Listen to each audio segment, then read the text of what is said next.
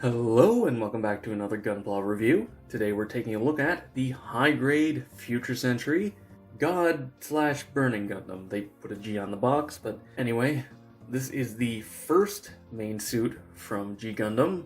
Domon pilots this in the first half of the series, and while I may like this design a lot more than The Shining, it's fine. Anyway, there's a lot to go over with this kit, so let's start off this review, as always, by taking a look at the articulation. Okay, getting into the articulation, let's start off with the head as always. Focus. Focus.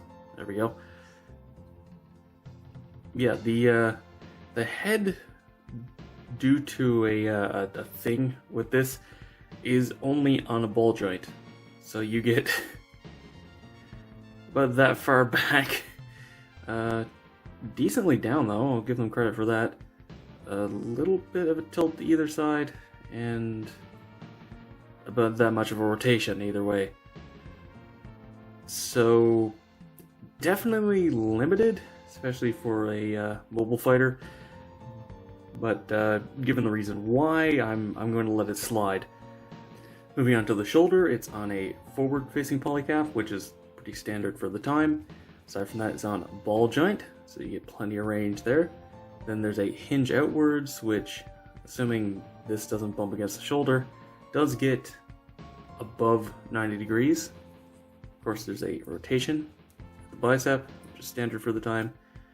Just a single joint for the elbow, but it does get above 90 degrees. And the hand, as always, is on a ball joint.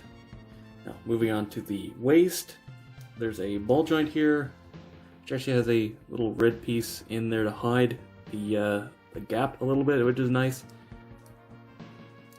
That said, it's not a ton of movement. You get about that much either way, and a bit of a crunch, a little bit side to side, nothing crazy. The holsters for the beam sabers are actually on swivels, so they can angle up and down, which is mostly just to get them out of the way of the wings.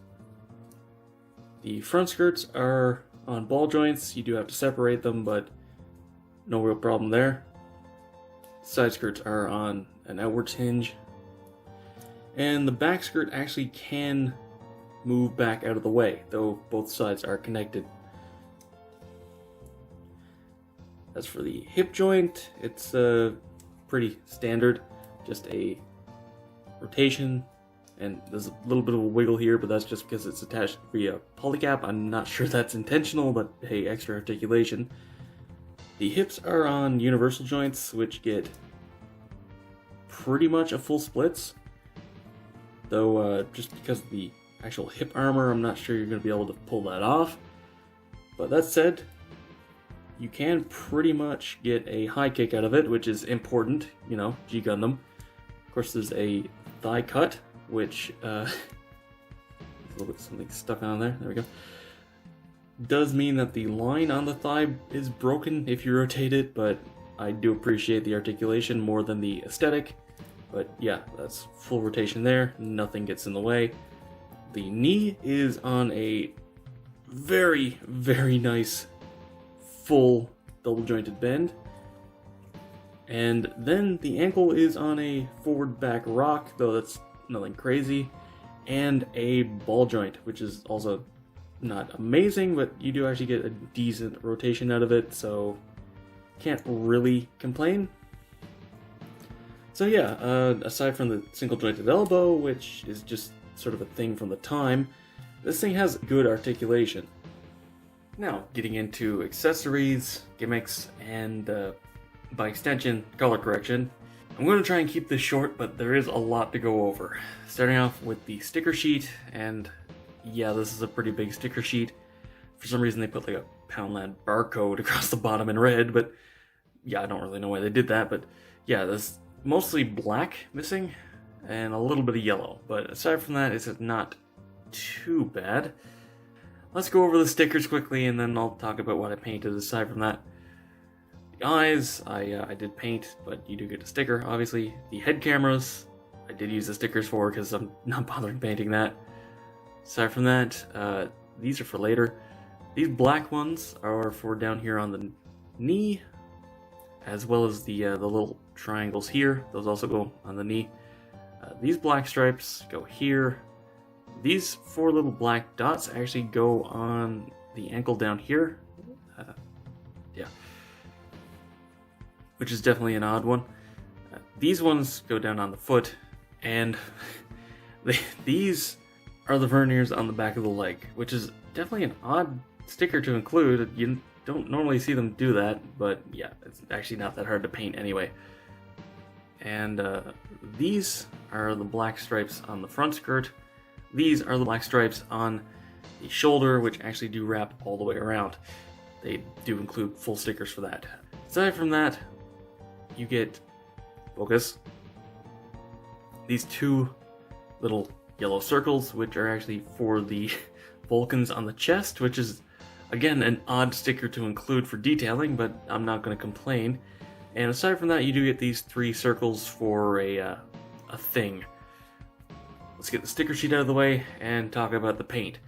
Obviously, I painted all that sticker detail, but aside from that, a bit of black on the head. The little Vulcans on the head need to be painted yellow, all 4 of those, and a little bit of black here on the back of the head. And while the chest Vulcans do get stickers for the exposed ones, you can actually, if I can get my nail, they do actually include the detail of all 3. So I just went ahead and painted all of those. You can lift this up, which is nice. Aside from that, you do need to put a little bit of black in this. Also, the gray up here on the shoulders is part of the red plastic, so you're gonna have to paint that. They could have easily made that a separate piece, but they chose not to, so you're gonna have to paint it. And the end of the arm here, where the fist connects, is painted gray. I'm kind of confused why they didn't just make that a separate piece, but yeah, you have to paint that. And much like the arms, you have to paint the neck. Aside from that, it is pretty much just, little bits of black here and there. The sides of the feet in here, which is honestly such a small detail you could leave it off, but if you want it to be fully color correct, you do have to paint that little bit of separating piece, which is part of the red plastic gray. Aside from that, it's pretty much just, again, little bits of black here and on the inside of these red bits, and the little thrusters on the core lander. Yes, these ones are supposed to be painted with a yellow trim. Really, the biggest missing color app on this, and the one that's the most annoying to deal with, is part of the gimmick. Well, one of the gimmicks. This can fully do, the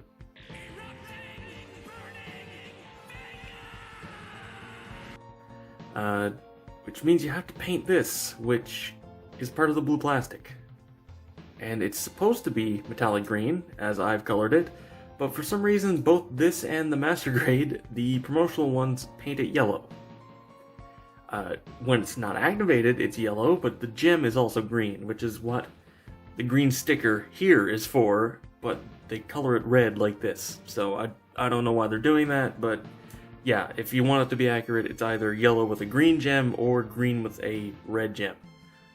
Now that's all for the color correction, and yeah, it's not actually that bad aside from the chest. Anyway, let's move on to some of the other accessories. Let's start off with the hands, including the ones that are on the kit. This actually comes with 8 hands, 4 different sets. Closed fists, which are nice. The Goddofinger, both left and right of those, which is really nice. And I just realized it's completely out of focus. Come on. There we go. Yeah. Then you also get holding hands, both left and right for that.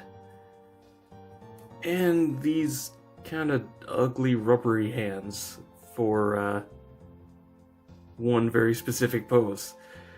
The ball joint is solid plastic, and then the hand is sort of a rubbery, kind of similar plastic to what they use for beam saber effects, which I kind of feel like they should have just made it plastic, to be honest. It just kind of means that there's an ugly joint.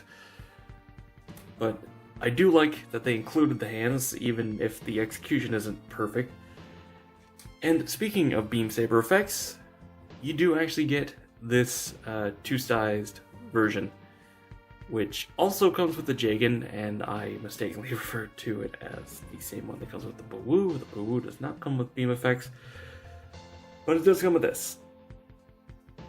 And that is because these beam sabers here on the hips are actually removable and fully usable. So I'll just take the smaller effect for now, plug it in. That's one thing I do find about these effects, is they are really tight and hard to get into the actual beam sabers.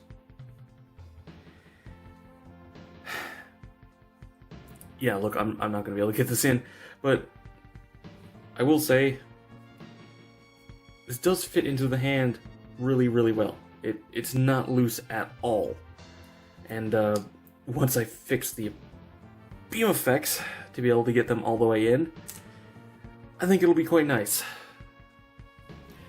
Now, like I said, this can't actually do the full god finger, and that is done with a little bit of parts forming. It's just pop. Come on. You can rest assured it's on there pretty good. Just pop off the gauntlet, flip. It is a little bit difficult to pop these up because they do sit really flush, and they're not really something you can grab super easy. Come on. There we go. Flip this back, then peg it on to the more forward one. Pull off this hand. Whoa. Sorry, on the camera. And plug in the translucent orange one. Of course, pop this up too. And then you just rotate these up on both sides. Also, slide these out and up. I'm very happy they didn't make this parts for me. And now you have it in, you know.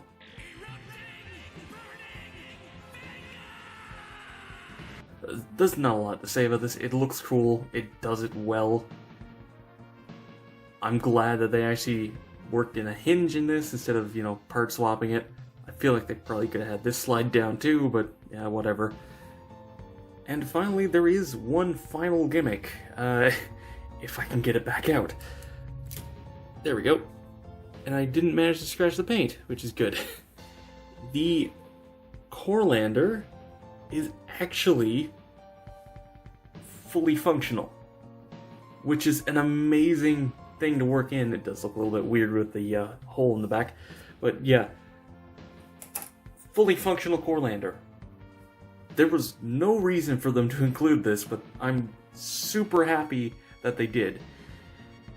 Aside from the fact that this is why the neck has almost no movement, but you know what? I'm happy with this. I'll take a slightly more limited neck if it means we can actually do this.